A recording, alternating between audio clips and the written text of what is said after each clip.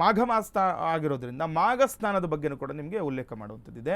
ನೋಡಿ, ಯಾಕೆ ಮಾಘ ಸ್ನಾನ ಮಾಡಬೇಕು ಅಂತಂದರೆ ಸಮಸ್ತ ರೋಗ ರುಜಿನಗಳಿಂದ ನಮಗೆ ಮುಕ್ತಿ ಸಿಗುತ್ತೆ ಅಂತ. ಯಾಕಂದರೆ ಸ್ನಾನ ಮಾಡುವಾಗ ನಾವು ಸೂರ್ಯದೇವನ ಅನುಗ್ರಹ ಪಡ್ಕೊಳ್ಳಿಕ್ಕೆ ಸೂರ್ಯನಾರಾಯಣನಿಗೆ ಅರ್ಘ್ಯ ಕೊಡುವಂಥದ್ದು ಮಾಡ್ತೀವಿ.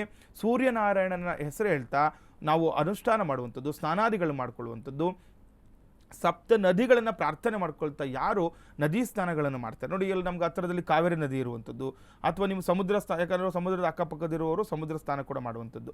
ಸರಳವಾಗಿರುವಂಥ ಮಂತ್ರ, ಗಂಗೆ ಚ ಯಮುನೈ ಚೈವ ಗೋದಾವರಿ ಸರಸ್ವತಿ ನರ್ಮದಾ ಸಿಂಧು ಕಾವೇರಿ ಜಲೇಸ್ಮಿನ್ ಸನ್ನಿಧಿಂ ಕುರು. ಈ ಮಂತ್ರವನ್ನು, ಸರಳವಾಗಿರುವಂಥ ಮಂತ್ರವನ್ನು ನೀವು ಹೇಳ್ತಾ ಬೆಳಗ್ಗೆ ಹೊತ್ತು ಆ ಒಂದು ಪ್ರಾತಃ ಕಾಲದಲ್ಲಿ ಸೂರ್ಯೋದಯದ ಸಮಯದಲ್ಲಿ ನೀವೇನು ಮಾಡಬೇಕು, ನದಿ ಸ್ನಾನಗಳನ್ನು ಏನು ಮಾಘ ಮಾಸ ಪೂರ್ಣಗೊಳ್ಳುವವರೆಗೂ, ನೋಡಿ ಇನ್ನು ಇವತ್ತು ಪ್ರಾರಂಭ ಆಗಿರುವಂಥದ್ದು, ಇನ್ನು ನಿಮಗೆ ಒಂದು ತಿಂಗಳ ಕಾಲ ನಿಮಗೆ ಮಾಘ ಮಾಸ ಇರುತ್ತೆ. ನಿಮಗೆ ಯಾವುದಾದ್ರೂ ಅವಕಾಶ ಇತ್ತು ಅಂದರೆ ಮಾಘ ಸ್ನಾನ ಅಂಥದ್ದು ಈ ಒಂದು ಜನ್ಮ ಹುಟ್ಟಿದ ಮೇಲೆ ತುಂಬ ಇಂಪಾರ್ಟೆಂಟ್ ಅಂತ ಹೇಳ್ತಾರೆ. ಯಾಕಂದರೆ ನಮಗೆ ಎಷ್ಟೋ ಮಾಸಗಳ ನಂತರ ಮಾಘ ಮಾಸ ನಿಮಗೆ ಸಿಗ್ತಾ ಇದೆ ಅಂತಂದರೆ, ನಿಮಗೊಂದು ಅವಕಾಶ ಸಿಕ್ಕಿದೆ ಅಂತಂದರೆ ಇದನ್ನು ನಾವು ಉಪಯೋಗ ಮಾಡ್ಕೊಳ್ಬೇಕು. ಈ ಮಾಘ ಮಾಸ ಏಕೆಂದರೆ ಇವತ್ತೇ ಮಾಡಬೇಕು ಅಂತೇನಿಲ್ಲ. ನೋಡಿ, ಕೆಲವೊಂದು ಪರ್ವ ದಿನಗಳು ಅಂತ ಹೇಳ್ತೀವಿ. ಸಪ್ತಮಿ ಸಿಗುತ್ತೆ ನಿಮಗೆ, ಯಾವತ್ತು ರಥಸಪ್ತಮಿ ಬರುವಂಥದ್ದಾಗುತ್ತೆ. ಇದೇ ಮಾಸದಲ್ಲಿ ರಥಸಪ್ತಮಿ ಬರುತ್ತೆ, ನಮಗೆ ವಸಂತ ಪಂಚಮಿ ಬರುತ್ತೆ, ನಮಗೆ ಭೀಷ್ಮ ಏಕಾದಶಿ ಬರುತ್ತೆ, ನಮಗೆ ಹಾಗೆ ನಮಗೆ ಶಿವರಾತ್ರಿ ಬರುವಂಥದ್ದು. ಈ ಮಾಸದಲ್ಲಿ ಬರುವ, ನಾನು ಯಾವ್ಯಾವತ್ತು ಬರುತ್ತೆ ಅದನ್ನು ಕೂಡ ತಿಳಿಸ್ಕೊಡ್ತೀನಿ.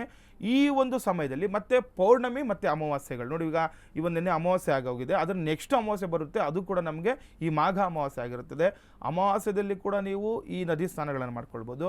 ಮತ್ತು ಬರುವಂತಹ ಮಾಘ ಪೌರ್ಣಮಿ ದಿನ ಕೂಡ ನೀವು ಈ ಸ್ನಾನಾದಿಗಳನ್ನು ಮಾಡ್ಕೊಳ್ಳೋದ್ರಿಂದ ನೋಡಿ ಎಷ್ಟೋ ಜನ್ಮದ ಪಾಪಕರ್ಮಗಳು ನಮಗೆ ನಶಿಸಿ ಹೋಗುತ್ತೆ ಅಂತ ಹೇಳ್ತಾರೆ. ನೋಡಿ, ಈಗ ಒಂದು ಪುರಾಣಗಳಲ್ಲಿ ಕೆಲವೊಂದು ವಿಚಾರ ಉಲ್ಲೇಖ ಮಾಡ್ತಾರೆ. ಚಿತ್ರಗುಪ್ತ ನಮ್ಮ ಮಾಡಿದಂಥ ಹಳೆ ಪಾಪಗಳೆಲ್ಲ ಹೋಗಲಾಡಿಸ್ತಾರಂತೆ ಈ ಒಂದು ನದಿ ಸ್ನಾನದಿಂದ ಅಥವಾ ಸಮುದ್ರ ಸ್ನಾನದಿಂದ, ಕೂಪ ಸ್ನಾನದಿಂದ ಅಂತ. ಹಾಗಾಗಿ ಸ್ನಾನಕ್ಕೆ ಅಷ್ಟು ಶ್ರೇಷ್ಠತೆ ಇದೆ ಅನ್ನುವಂಥದ್ದು ನಮ್ಮ ಹಿಂದೂ ಸಂಪ್ರದಾಯದಲ್ಲಿ ನಾವೆಲ್ಲ ಕೂಡ ತಿಳ್ಕೊಳ್ಬೇಕಾಗುತ್ತೆ.